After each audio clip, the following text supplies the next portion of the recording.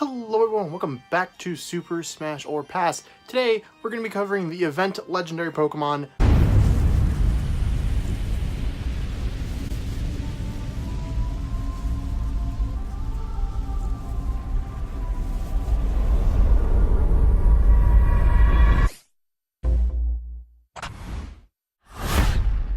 So Zeraora made its first appearance in Pokemon Ultra Sun and Moon, or at least it will be making its first appearance in Pokemon Ultra Sun and Moon because this Pokemon technically isn't out yet. Now, yes, we knew about this Pokemon a while ago because it was data mined back in the Sun and Moon days along with another Pokemon, Marshadow, which of course was another event legendary that came out last year with the Pokemon I Choose You movie. And Zeraora will be Zeraora. I'm gonna pronounce Zeraora is another Pokemon. Zeraora, whatever. You guys, this thing. It's gonna be appearing in the new Pokemon movie, Pokemon Everyone's Story, and it'll be a main Pokemon in that. But technically speaking, it hasn't actually shown up in the game legitimately yet. Now, since of course Zeraora has not been shown legitimately, we actually don't know a lot about this Pokemon, which makes it very difficult to look at its moveset. But what we can do is kind of base off its Pokedex entry and kind of go from there to see what it would do. Now, its Pokedex entry does make it seem like it's a very quick Pokemon and a very hard-hitting Pokemon. It specifically talks about this move where it covers its claws in electricity and like scratches and destroys through an enemy. So this is a very fast Pokemon and a very hard-hitting Pokemon. Now, it is, of course, an electric type, so most of its moves are going to focus on electric type moves, but it does have a bit of move diversity, and it does learn a couple other types of moves, so you could diversify it a little bit more than a Pokemon like Pikachu, for example. For the Final Smash, I think we would have to pull from that claw move thing. It sounds very cinematic, it sounds like it would work. It doesn't seem to have its own unique Z move, at least at this point, so we'll pull from that and we'll use that in its Final Smash.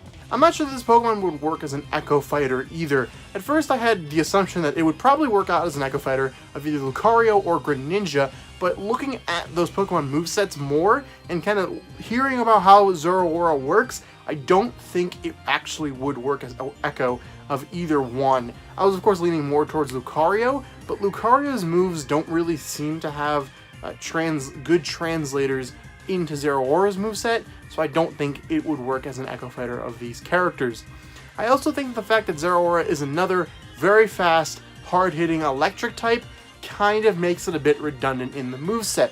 Of course, we already have electric types like Pichu, and Pikachu is already a pretty quick character, so adding a faster Pikachu wouldn't really make sense to me, especially since Zeraora would have to be toned down a bit because if it's on the quicker side, it doesn't make sense to also be very hard-hitting because it would be broken and overpowered. Now, is Zeraora relevant? I'd argue it's probably going to be one of the more relevant Pokemon at the timing of Super Smash Bros. Ultimate's release.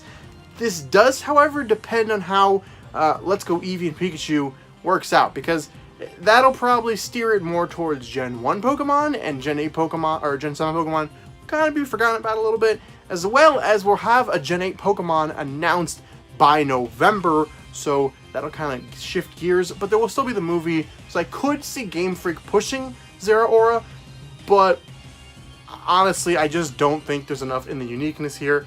As much as I think it would work as a fighter, I think there's just too many things holding it back, because like I said, it's a redundant Pokemon. You're gonna have to take away its hard-hitting nature.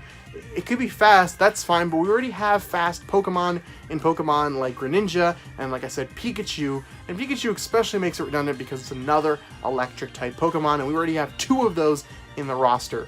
So, for all these reasons, I'm gonna have to give Zeraora the verdict of pass. Game over.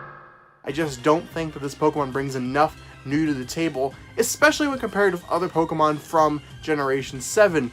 Even Pokemon like Incineroar, which I personally think is a little redundant, brings enough new because at least it's a wrestler and it's bringing in a new fighting style that we hadn't seen before, regardless of the redundant fire type Pokemon moves. Zeraora doesn't really have that because it would just be quick. That's its whole thing. It's fast, and like I said, we have Pokemon that are fast and are even electric type on top of that. So I just don't think this Pokemon has it. But that's of course just my opinion. Let me know in the comments, what do you think of Zeraora? Is this event legendary, something that needs to be brought into this game, or are you better off skipping this event for this time? Remember to like, comment, favorite, subscribe, do all that fun stuff down below.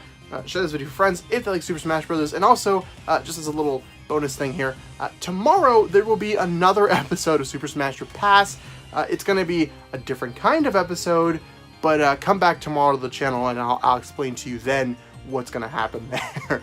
See you guys next time.